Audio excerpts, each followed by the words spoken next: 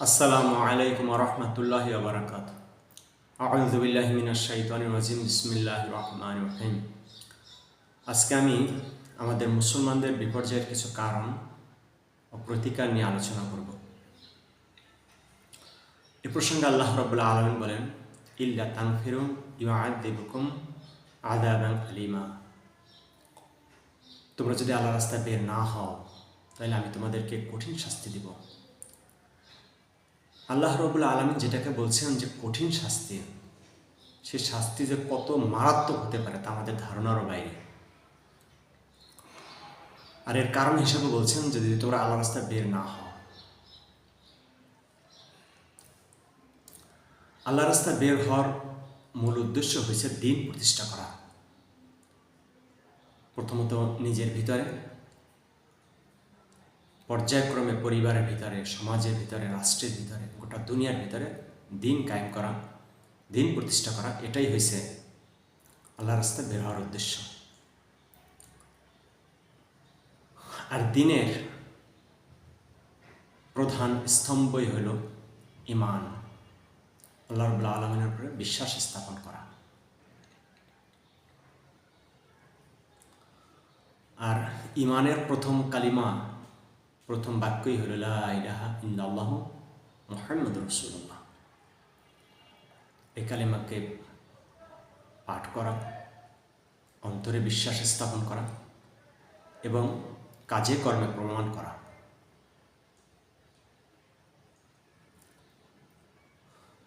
এ ব্যাপারে মুহাম্মদ সাল্লাল্লাহু আলাইহি ওয়াসাল্লাম বলেন, যে ব্যক্তি কালিমাকে স্বীকার করে নিল, অর্থাৎ এই কালিমার পাঠকারী, এই কালিমা পাঠ করার বিনিময়ে আল্লাহ রাব্বুল আলামিনের পক্ষ থেকে কল্যাণ লাভ করতে থাকে, অর্থাৎ আফিয়াত মানে নিরাপত্তা, রহমত, বরকত এসব লাভ করতে থাকে, যতক্ষণ না পর্যন্ত সে এই কালিমার হকের অবমাননা না করে। সাহাবা একরাম জিজ্ঞেস করলেন, কালিমার হকের অবমাননার অর্থ কী?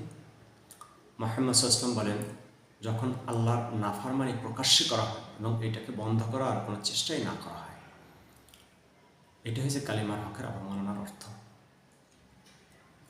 মুহাম্মদ সাল্লাল্লাহু আলাইহি ওয়াসাল্লাম বলেন, যদি তোমাদের কারোর সম্মুখে কেউ গুনাহ হইতে দেখে, তাহলে শক্তি থাকলে সে যেন তার হাত দ্বারা বন্ধ করে দেয়। যদি এতটুকু শক্তি না থাকে তাহলে যেন জবান দ্বারা নিষেধ করে। আর যদি এতটুকু শক্তি না থাকে তাহলে যেন উক্ত কাজের প্রতি অন্তরে ঘৃণা করে। আর এটাই হচ্ছে ইমানের সর্বশেষ স্তর।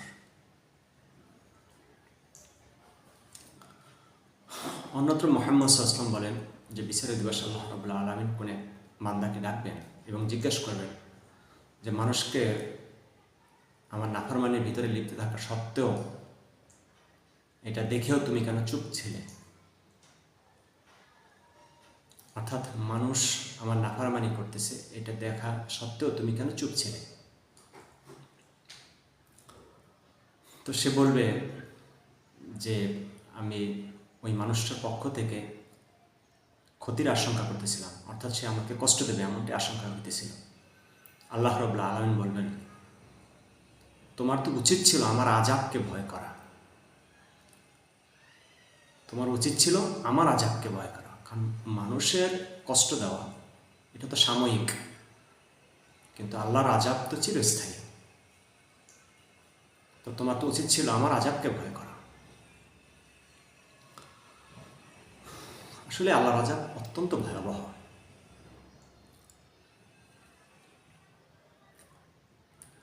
এজন্য মানুষকে গুনাহ করতে দেখলে তাকে সেই উক্ত গুনার কাছ থেকে ফিরানো, এটা আমাদের ঈমানি দায়িত্ব। যদি আমরা আমাদের সেই ঈমানি দায়িত্ব পুরা না করি, তখনই আল্লাহ রাব্বুল আলামিনের পক্ষ থেকে আযাব চলে আসে। একটু লক্ষ্য করুন, জুমার নামাজে যত লোক মসজিদে হাজির হয়, ওয়াক্তে নামাজে তার থেকে অনেক কম হাজির হয়। অথচ জুমা যাদের প্রতি ফরজ ছিল, ওয়াক্তে নামাজও তাদের প্রতি ফরজ ছিল। তারপরে আবার এশার নামাজে যত লোক হাজির হয়, ফজরের নামাজে তত লোক হয় না। তো এশার নামাজ যাদের উপর ফরজ ছিল, ফজরের নামাজ তাদের উপর ফরজ ছিল। এই যে মানুষ নামাজ ছেড়ে দিল, যদি সে কাজাও করে তাও সে কবিরা গুনাহ করল, আর যে জামাত ছেড়ে দিল সে ওয়াজিব নষ্ট করল। আমরা যদি এটা দেখেও চুপ থাকি, অর্থাৎ তাদেরকে পুনরায় মসজিদমুখী করার চেষ্টা না করি, জামাতে নামাজ পড়ার অভ্যাস এটা চেষ্টা না করি, তাহলে একদিন মানুষ নামাজ ছেড়ে দেবে, মসজিদ ছেড়ে দেবে, মসজিদ বিরান ভূমিতে পরিণত হবে। তাই এমত অবস্থায় অমুসলিমরা মসজিদগুলোকে ভেঙে দিবে। এই যে অমুসলিমরা যে মসজিদগুলো ভাঙলো, কেন ভাঙলো? আমাদের পাপের কারণে। আমাদের পাপের ফল, আমরা যে মানুষকে মসজিদমুখী করি নাই, আমরা যে পাপ করছি, এই পাপের ফল মসজিদ ভেঙে দেওয়া হলো। তখন কিছু ধর্মপ্রাণ মুসলিম থাকবে যারা তাদেরকে বাধা দিতে যাবে, তাদের নিজেদের জীবনের বিনিময়ে তারা শাহাদাত বরণ করবে। তো এই সব কিছু হইল, অর্থাৎ আমাদের মুসলিম ভাইরা শহীদ হইল, মসজিদগুলোকে ভাঙা হইল, কেন? এটা হয়েছে আমাদের পাপের কারণে। আর সেই পাপটা কি? আমরা মানুষকে মসজিদমুখী করি নাই, মানুষকে গুনাহ করতে দেখেও তাদেরকে বাধা দেই নাই। এই যে পাপ করছি, এই পাপের শাস্তি এগুলা, আমাদের নিজেদের জীবনকে বিপন্ন করা।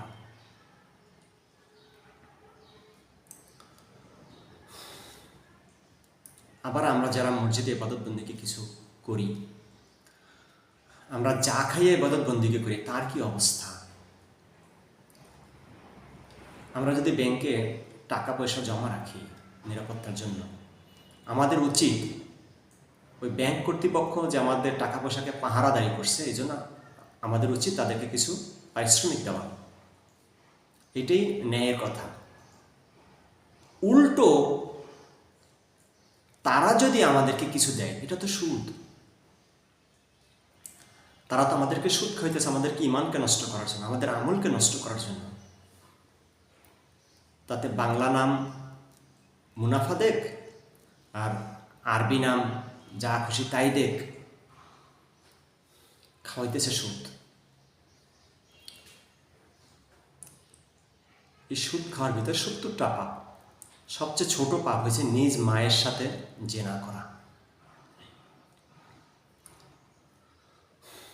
তো এইটা খাইয়ে যদি আমরা নিজেকে ধার্মিক মনে করি যে আমি তো ইসলামের নামে কোনো একটা ব্যাংক ছিল যেখান থেকে আমাকে সুদ দিয়েছে, এটা ইসলামী সুদ, তো এটা যদি খাই তাইলে আর কোনো ক্ষতি নেই, না, এটা চরম আহাম্মকি।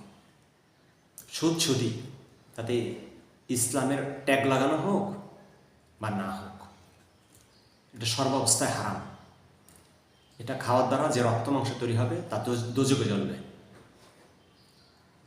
সুদ থেকে পরিত্রাণ, মানে সুদের আযাব থেকে পরিত্রাণ পাওয়া এত সহজ না।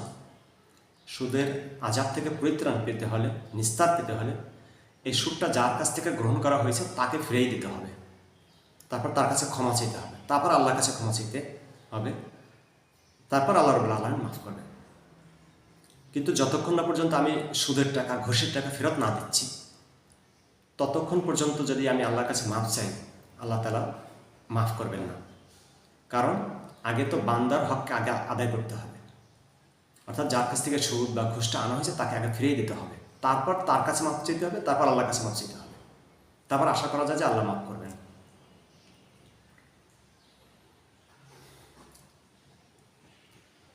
এটাই নিয়ম। যদি তাকে খুঁজে না পাওয়া যায়, অর্থাৎ যার কাছ থেকে সুদটা গ্রহণ করা হয়েছিল তাকে যদি খুঁজে না পাওয়া যায়, তাহলে তার নামে দান করা যেতে পারে, অর্থাৎ এই দানের সব ওই ব্যক্তি পাবে যার কাছ থেকে সুদটা গ্রহণ করা হয়েছিল। কিন্তু আমি যদি সবের আশা করি, তাহলে তো আমার ইমানই হারাম হয়ে গেলাম, তাহলে তো আমি ইসলাম থেকে বের হয়ে গেলাম। অর্থাৎ হারাম মাল দান করে যদি সবের আশা করা হয়, তাহলে ইমানই থাকবে না।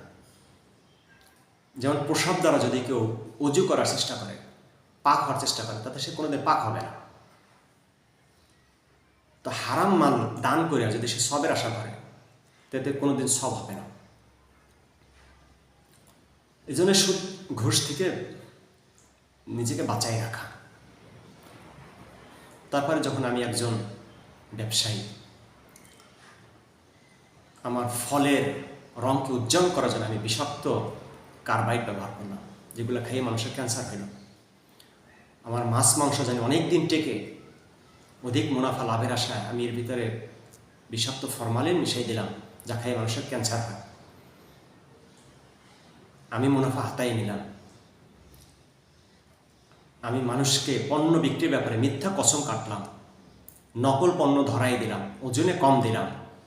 এই সমস্ত প্রতারণা করিয়া যে জীবিকা নির্বাহ করা হয়, এগুলো সবই হারাম, কবিরা গুনাহ। এগুলো খাই যদি আমি ইবাদত বন্দেগী করি, আমার বন্দেগী কবুল হবে না। হারাম খাইলে ইবাদত বন্দেগী কবুল হয় না, বরং হারামের দ্বারা যে রক্ত মাংস তৈরি হয় এটা আর জাহান্নামে চলে। ইবাদত কবুলের পূর্ব শর্ত হচ্ছে হালাল ভক্ষণ করতে হবে। আমি যখন একজন শিক্ষক, তাতে সে আমি যে প্রতিষ্ঠানে চাকরি করি না কেন, আমি যদি শ্রেণীকক্ষে বা ক্লাসে পাঠদান না করে প্রাইভেটের আশায় রেখে দিই, পরে আমি ওই শিক্ষা প্রতিষ্ঠান থেকে যে বেতনটা গ্রহণ করলাম, ওই বেতনটা আমার জন্য হারাম হয়ে গেল। কারণ আমি শিক্ষার্থীকে শিক্ষা না দিয়েই বেতনটা গ্রহণ করলাম। তো এর দ্বারা আমি যদি ইবাদত বন্দেগী করি, তাহলে আমার এই বন্দেগী কবুল হবে না।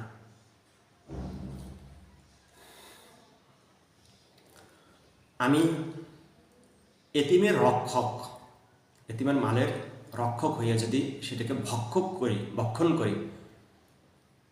রক্ষক হয়ে যদি ভক্ষক হই, অর্থাৎ রক্ষণ করার সাথে যদি ভক্ষণ করি, তাইলে হারাম মাল ভক্ষণ করার কারণে আমাকে জাহান্নামে যেতে হবে।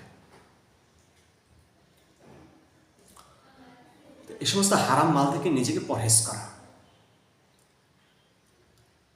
নতুবা ইবাদত বন্দেগী কবুল হবে না। আর সরকারি চাকরিকে ভয় করা উচিত। মুহাম্মদ সাল্লাল্লাহু আলাইহি ওয়াসাল্লাম বলেন, আমি তাদেরকে আমির বানাবো না যারা নিজেরা আমির হওয়ার খায়েশ রাখে, আমির হইতে চায় বা নিজেরা আমির হওয়ার খায়েশ রাখে, আমি তাদেরকে আমির বানাবো না। হ্যাঁ, তবে খায়েশ রাখা ব্যতিরেকে যদি কখনো জিম্মাদারি চলে আসে, আমিরি চলে আসে, দায়িত্ব চলে আসে, রাষ্ট্রীয় কাজের কোনো দায়িত্ব চলে আসে, তাহলে তাতে কোনো ক্ষতি নেই। তবে সেক্ষেত্রে খুব বেশি আল্লাহ তাআলাকে ভয় করা উচিত। কারণ যে ব্যক্তি নিজে থেকে আমিরি চায়, রাষ্ট্রীয় কোনো ক্ষমতা চায়, তার উপর আল্লাহর রহমত থাকে না। আর যে ব্যক্তি চায় না কিন্তু জনগণ তাকে চায়, তাহলে তার উপরে আল্লাহর রহমত থাকে। কারণ কেন আমি রাষ্ট্রীয় কাজকে ভয় করব? আমি যদি কোনো ব্যক্তির অধীন কাজ করি আর আমার সেই কাজের ভিতরে যদি কিছু খেয়ানত হয়ে যায়, তাহলে আমি সেই ব্যক্তির কাছ থেকে মাপ চেয়ে নিলে আল্লাহ আমাকে মাফ করে দেবেন। কিন্তু আমি যদি কোনো সরকারি চাকরি করি আর সেখানে যদি কিছু খেয়ানত হয়, তাহলে ওই সম্পদের মালিক ওই দেশের সমস্ত জনগণ, আমাকে ওই দেশের সমস্ত জনগণের কাছে ক্ষমা চাইতে হবে, তারপর আল্লাহ রাব্বুল আলামিন ক্ষমা করবে। কিন্তু একটা দেশের সমস্ত জনগণের কাছে ক্ষমা চাওয়া তো সহজসাধ্য বিষয় নয়। এই জন্য সরকারি চাকরিকে খুব বেশি ভয় করা উচিত। কোনো অবস্থাতে আমার দ্বারা যেন কোনো খেয়ানতি না আসে। আবু যর গেফারি রাদিয়াল্লাহু আনহু ওসিয়তই করছেন যে যারা জীবনে কোনোদিন সরকারি চাকরি করছেন তারা আমাকে জানাজা পর্যন্ত দিবে না। আব্দুল্লাহ ইবনে মাসউদ রাদিয়াল্লাহু আনহু আগাই আসলেন, তিনি বললেন যে আমি কখনো কোনো রাষ্ট্রীয় কাজের দায়িত্বে ছিলাম না, পরে সেই ইমামতি করলেন। তো এটাকে খুব বেশি ভয় করা উচিত, এই দায়িত্ব আদায়ের ক্ষেত্রে খুব বেশি ভয় করা উচিত। তো এভাবে যদি আমি মানে গুনাহ থেকে বেঁচে থাকতে পারি, আমার ঈমান আমল যদি ভালো হয়, সুন্দর হয়, আমি যদি গুনাহ থেকে বেঁচে থাকতে পারি, তাহলে আল্লাহ রাব্বুল আলামিন আমাকে শাস্তি দেওয়া বন্ধ করে দেবেন। আমি যতক্ষণ গুনার ভিতরে থাকবো ততক্ষণ আল্লাহ রাব্বুল আলামিন আমাকে শাস্তি দিতে থাকবেন। আমি যদি গুনাহ থেকে বের হয়ে চলে আসি, আল্লাহ রাব্বুল আলামিন আমাকে শাস্তি দেওয়া বন্ধ করে দেবেন। কারণ আল্লাহ রাব্বুল আলামিন শাস্তি দিতেছেন আমাকে এই গুনার ভিতরে থাকার জন্য। আল্লাহ রাব্বুল আলামিন চাচ্ছেন আমি যেন গুনার থেকে বের হয়ে আসি। শুধুমাত্র আস্তাগফিরুল্লাহ আস্তাগফিরুল্লাহ বলা এতটুকুই যথেষ্ট নয়। এই আস্তাগফিরুল্লাহ আস্তাগফিরুল্লাহ এগুলো তওবার একটা ভাষা। পূর্ণতা হয়েছে আমি জবানেও আস্তাগফিরুল্লাহ আস্তাগফিরুল্লাহ করব এবং কার্যত আমি উক্ত গুনার কাজকে ছেড়ে দেব। যে গুনার কাজের ভিতরে আমি লিপ্ত ছিলাম সেই গুনাহকে আমি ছেড়ে দেব। এইটা হচ্ছে তওবার পূর্ণতা। আমি যদি আল্লাহর কাছে ক্ষমা চাই এবং একই সাথে আমি গুনার কাজকে ছেড়ে দিই, তাহলে আল্লাহ রাব্বুল আলামিন আমাকে শাস্তি দেওয়া বন্ধ করবেন, অন্যথায় না। আমি যদি মানুষের কাছে অভিযোগ করি লাভ কি হবে? মানুষ আমাকে দেখে আরো মজা নেবে, তামাশা করবে। মানুষের দয়া কি আল্লাহর চেয়ে বেশি? কখনোই না। আল্লাহ রাব্বুল আলামিনের দয়া সাধারণ মানুষের চেয়ে বা কোনো মখলুকাতের চেয়ে লক্ষ কোটি গুণ বেশি। আল্লাহ রাব্বুল আলামিন আমাকে আমার পাপের জন্য শাস্তি দিচ্ছে। আমাকে উচিত আমার পাপের জন্য অনুতপ্ত হওয়া, ক্ষমা চাওয়া, তওবা করা, আল্লাহ রাব্বুল আলামিনের কাছে ফিরে যাওয়া, এই গুনাহ থেকে ফিরে আসা। তাইলে আল্লাহ রাব্বুল আলামিন আমাকে মাফ করবেন। মানুষের কাছে অভিযোগ করে কোনো লাভ নেই। রাস্তায় মিছিল দিলে কি হবে? এদিকে আল্লাহর রাগ কমবে? আল্লাহর কাছে ক্ষমা চাইলে আল্লাহর রাগ কমবে। এই শাস্তি তো আল্লাহর পক্ষ থেকে আসতেছে, মানুষের কাছে বলে কি হবে? মুহাম্মদ সাল্লাল্লাহু আলাইহি ওয়াসাল্লাম দেখতেছেন যে এক মা তার সন্তানকে বুকে নিয়ে আদর করতেছে। মুহাম্মদ সাল্লাল্লাহু আলাইহি ওয়াসাল্লাম সাহাবাদেরকে উদ্দেশ্য করে বললেন যে তোমাদেরকে ধারণা এই মা তার সন্তানকে আগুনে নিক্ষেপ করতে পারে? সাহাবায়ে কেরাম বলেন কখনোই না।